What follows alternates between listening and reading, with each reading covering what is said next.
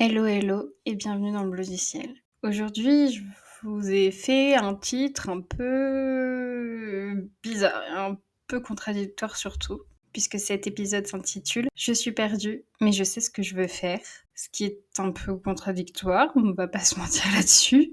Mais en fait, je pense que quand, je vais vous expliquer ce que j'entends derrière, vous allez me comprendre, surtout si vous êtes dans votre vingtaine et que vous rencontrez un peu les mêmes problèmes que moi. Pour commencer, je vais vous faire un petit point sur mon parcours pour que vous puissiez un peu comprendre où j'en suis et ce que j'en pense. J'ai fait un bac L. Avant ce bac L, j'ai redoublé ma seconde. C'était ma volonté, c'était mon choix. Principalement pour des difficultés familiales, j'ai eu des difficultés aussi à m'adapter au lycée. Et donc, j'ai décidé de redoubler à l'issue de cette première seconde. Ce qui, honnêtement, a été très bénéfique pour moi parce que j'avais 14 de moyenne l'année suivante. Et j'ai pris le temps de les assimiler et franchement, ça a été nickel. Donc ça, j'étais trop contente et je me suis vraiment appliquée à bien réussir ce redoublement pour tout simplement pouvoir réussir par la suite mon bac et notamment le bac littéraire que je voulais faire parce que, à mon sens, c'est ce que j'aimais le plus, c'est ce qui me passionnait le plus, que c'est ce vers quoi je me suis tournée. À l'issue de ce bac L, je vous avoue que je savais pas quoi faire.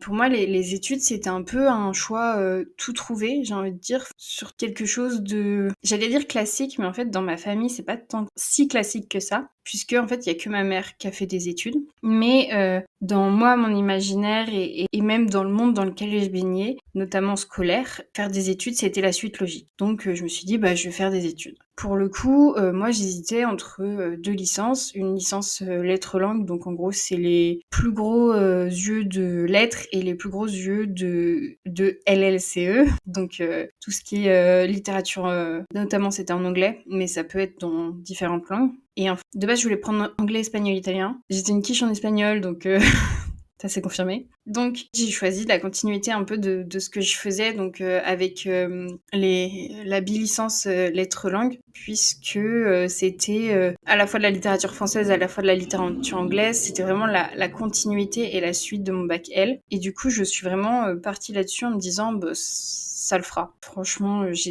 me sentais pas du tout à ma place. J'avais l'impression plus d'être illettrée parce que j'avais extrêmement du mal à suivre. Par contre, j'excellais en lettres. Bon, ce qui n'était pas étonnant parce que c'était dans la suite de mon bac et donc du coup pour moi c'était simple. Et en fait, à l'issue de cette année-là, je me suis posé beaucoup de questions, notamment quels vont être les débouchés. Est-ce que ça me passionne réellement? Est-ce que je vais tenir les 3 années que je dois faire? Et en fait, je me suis dit que c'était pas possible et c'était pas ce que je souhaitais. Du coup, je me suis réorientée. À ce moment-là, j'ai fait une licence LEA. De base, j'ai pris anglais, espagnol, italien. À l'issue du premier semestre, je me suis dit, ça ne va pas le faire.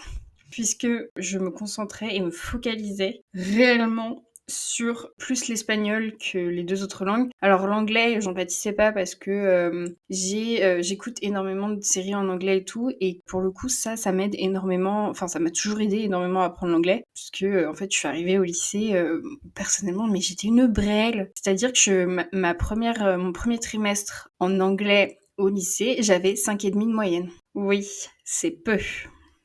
Et j'ai toujours galéré principalement parce que moi j'ai commencé, on avait une anglaise comme professeure. Alors pour beaucoup ce sera génial, mais pour moi, vu que j'assimilais pas l'écriture à l'oral, je comprenais rien à ce que je disais. C'est pareil, il y avait pas au départ de traduction, et en fait c'est une méthode qui pour moi n'était pas suffisante, n'était pas cohérente et n'était pas dans ma logique. Je n'arrivais pas à apprendre l'anglais à cause de ça. Et puis, arrivée au collège, j'ai pas réussi non plus à rattraper mon retard au fait que je regardais les séries en anglais sous-titrées en français, que j'ai commencé à progresser et à assimiler vraiment du vocabulaire. Et ce qui m'a permis par la suite d'être douée en anglais, puisqu'aujourd'hui, je le parle couramment et je suis pratiquement bilingue. En fait, une fois que j'ai réussi à trouver ma méthode d'apprentissage des langues, ça a été hyper simple. L'italien, c'est pareil. L'espagnol, c'est jamais passé, me demandez pas pourquoi. C'est une langue, j'ai dû faire un blocage dessus. Ça ne passe pas. Alors que pourtant, ça m'arrive aujourd'hui d'écouter des séries en espagnol et tout ça, mais c'est vrai que c'est une langue qui ne rentre pas et je saurais pas vous dire pourquoi. Après j'ai avancé avec l'italien, en lycée, principalement parce que j'avais besoin d'autre chose et parce que fallait, une spécialité potentielle en terminale L et l'italien ça me semblait bien à ce moment-là. Bon, j'ai fait SP,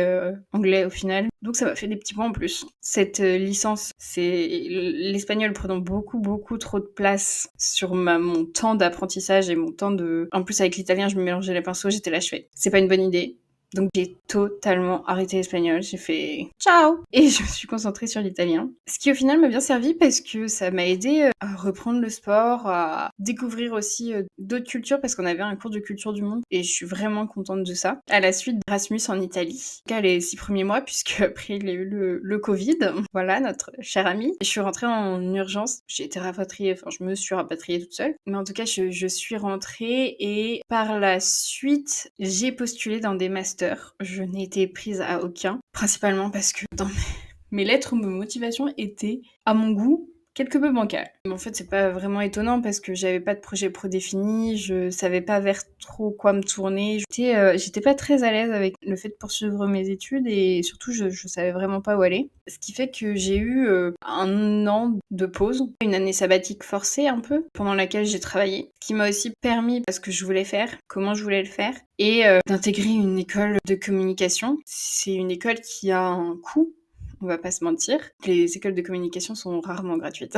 Voilà. J'ai choisi de faire donc 2 ans dans cette école. J'ai décidé à ce moment-là de parier sur moi et d'investir sur l'avenir. Aujourd'hui, est-ce que c'est un choix que je regrette? Oui et non. Non, parce que j'ai rencontré des amis que j'adore là-bas, j'ai appris plein de choses qui me serviront quoi qu'il arrive, j'ai quand même un métier que j'ai appris, j'ai toujours le potentiel de faire autre chose. Ce MBA-là me permet de faire vraiment beaucoup de choses et d'avoir beaucoup de postes. Je suis un peu perdue face à mes études. C'est pas vraiment face à mes études, c'est face au monde du travail. Parce que d'un côté, j'hésite entre vraiment la stabilité, la sécurité d'un job, d'un emploi surtout, que ce soit avec une marque ou une agence. J'ai la possibilité de faire les deux, mais c'est vrai que stable, on sait ce qu'on signe, on sait où on va. On a aussi un salaire à la fin du mois, on a des droits, mais on a aussi beaucoup d'avantages à travailler dans un CDD ou dans un CDI. Donc c'est quelque chose qui me rassure entre guillemets ou qui me rassurait, mais en même temps c'est quelque chose qui me fait extrêmement peur parce que je me vois difficilement sous l'égide d'un patron. Je m'en suis rendu compte ces derniers temps où j'avais envie de prendre des décisions, j'avais envie de faire les choses, aider les gens à se questionner. Et c'est vraiment quelque chose qui me plaît et que j'aimerais faire réellement comme métier. Après, est-ce que ce podcast va devenir mon métier? Je pense que ce podcast pourrait devenir une partie de mon métier, puisque tout simplement, en fait, moi j'aimerais vivre de mes passions, mais toutes mes passions, c'est-à-dire que j'aimerais pouvoir écrire, j'aimerais pouvoir créer du contenu sur différents sujets, j'aimerais pouvoir créer d'autres entreprises. Je sais pas pour le moment exactement ce que je veux faire, mais en fait j'aimerais pouvoir lancer tous les projets qui me passent par la tête et m'accomplir vraiment en tant qu'une personne qui entreprend. C'est vraiment ce que je souhaite faire. J'ai vraiment ce besoin d'être animée, d'être passionnée et d'apprendre tout au long de ma vie. Alors s'il me faut 15 projets pour y arriver, je ferai 15 projets. Si je dois me lancer dans quelque chose et malheureusement c'est un échec, les échecs on en a eu. Moi je suis désolée mais j'en ai plein dans mes placards. Que ce soit des travaux de groupe, des anciens projets lancés qui n'ont pas abouti, ou alors parce que je me suis pas suffisamment impliquée. Si on regarde, on peut considérer que mon redoublement, en tout cas le fait que j'ai fait un redoublement soit un échec, même si moi aujourd'hui je le vois pas vraiment comme ça, mais peut-être parce que aussi la définition qu'on a en France de l'échec, c'est vraiment quelque chose d'assez horrible, quelque chose dont on se relève pas, une étape qui t'apprend et qui te permet de te bonifier pour ensuite que tu puisses arriver à mieux. Et en fait, j'ai plus envie aujourd'hui de voir l'échec vraiment comme en France on peut le voir. Si je me plante, tant pis, je me plante. Mais ça m'aura apporté quelque chose. Et ça m'aura permis de savoir ce que je veux, ce que je veux pas. J'ai l'impression que vraiment ma vie c'est un peu ça. Moi je suis une personne qui n'a jamais su ce qu'elle voulait faire dans la vie. C'est pas grave, je teste, je me plante. Ça m'a toujours aidée et au final j'ai fait plein d'expériences géniales où j'ai appris plein de choses. J'ai fait des rencontres exceptionnelles, j'ai vécu des choses vraiment géniales, mais elles ont pas toutes toujours abouti. Mais c'est pas grave.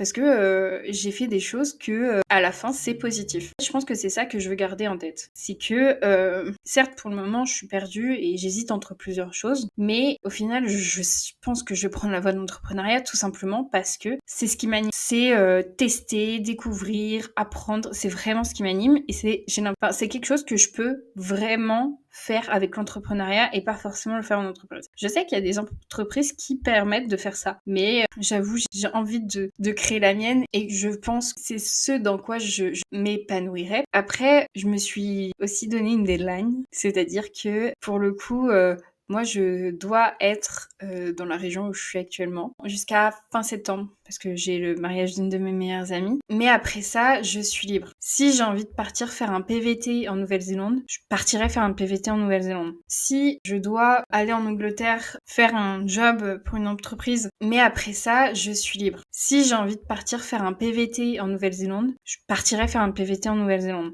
Si je dois aller en Angleterre faire un job pour une entreprise, il faudra absolument que cette entreprise me plaît, mais j'irai le faire. Après, il y a aussi cette notion de vraiment rien n'est figé. Pour moi, je peux partir dans une direction et dans 2 ou 3 ans, quand j'aurai acquis tout ce que j'ai besoin d'acquérir et que j'aurai appris tout ce que j'ai besoin d'apprendre, je changerai. C'est pas grave.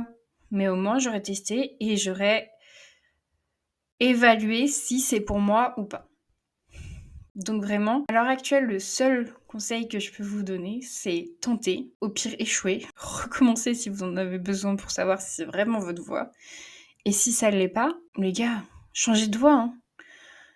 J'avais vu je sais plus si c'est sur Brut ou si c'est sur Combini, mais que notre génération, on fera 8 à 12 métiers différents.